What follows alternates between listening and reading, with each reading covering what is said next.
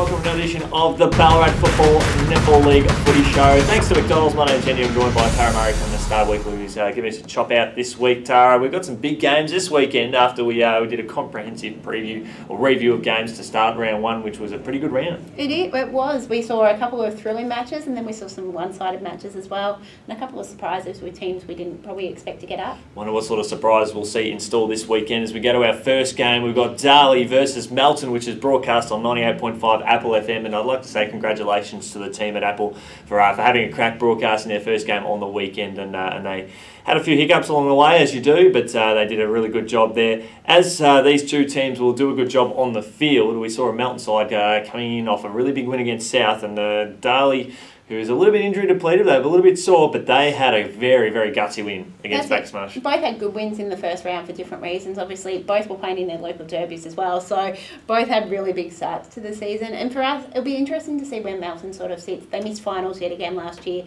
after being in the mix and basically until the final round, if results had have gone their way. So you've got that, and they had a good win over their arch rivals, Melton South. So it'll be interesting to see how Melton has in closing that gap to the top side. We do have Darley, which does have a few injury concerns, but they've still got a few guys to come back into that side. So they weren't at full strength at round one. They had several guys underdone as well. So there is players to come in. There is players who will probably benefited from the run.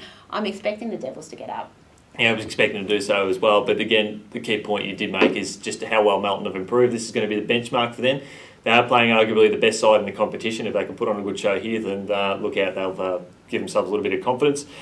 East Point versus Sebas. East Point did have a really big win last Saturday night, and Sebas didn't have the best game on Saturday night at another ground. This is going to be an interesting contest because we know Sebas, they've got some good recruits in there from the VFL last year, and they've got some potential to improve. But almost a bit like Melton South last year. You get a group of big stars in there that try and work the list, and but you've still got a lot of young players in there who could benefit from their experience. It is, and it does take time. We noticed that with Melton South. I think they were hoping to go from bottom to first last year. I think there was their mantle, and they missed out on finals. So obviously it is a hard task to bring in all these recruits and have them gel straight away. So Sebas probably a little bit disappointed with their result against North Ballarat to have such a big loss in the end, where East Point was quite impressive against Ballarat. So they were around the finals mix last year, and they'll be looking to break into that finals. Who do you see winning this one? I think East Point will get up. Yeah, I think East Point. There are a lot of positives they can take away from last week's game. It's almost sort of parallel.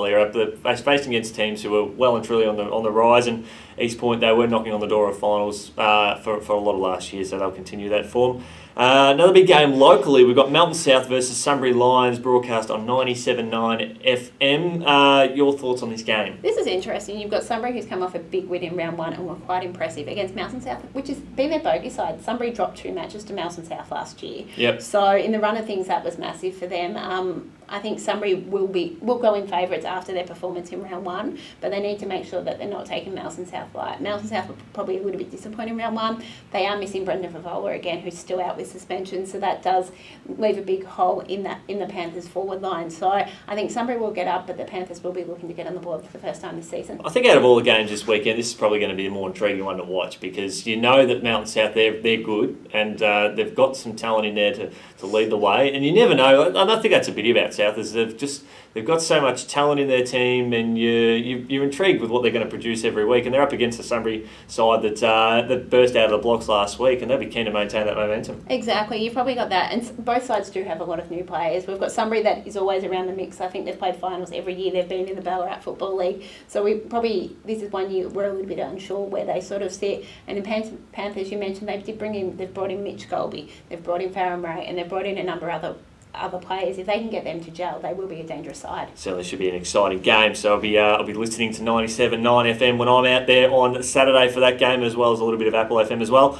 North Ballarat City playing host to Redan. City coming off a big win on Saturday night. Redan had a disappointing loss to Sunbury Lions last week. It is, and obviously Redan will be looking to improve in that performance. It was a tough first up performance with a 100-point loss, which I don't think anyone expected at all. Where North Ballarat City were quite convincing against Sebastopol, so it'll be quite an interesting match going into this one, with both sides looking to get the win to make sure they're staying around the mix with all the other sides. How do you see this one panning out? I think North Ballarat City. I think Redan's lost too many players at this point. I think they might struggle a little bit this year and probably not going to be as strong as what we're used to.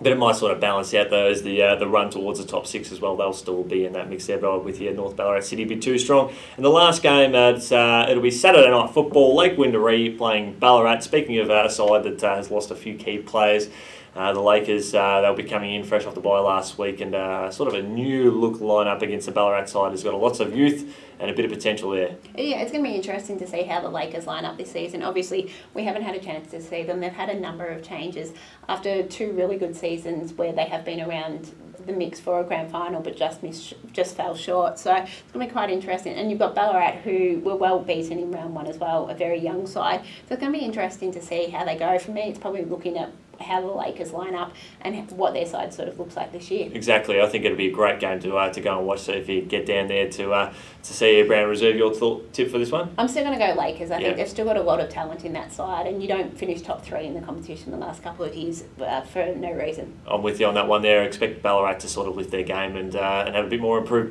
performance from last week. Tara, thanks so much for joining us on the Ballarat Football Netball League footy show, and we might catch up with you later on in the year. And might do. Yeah, fantastic. Thanks for jumping aboard. Thanks for having me.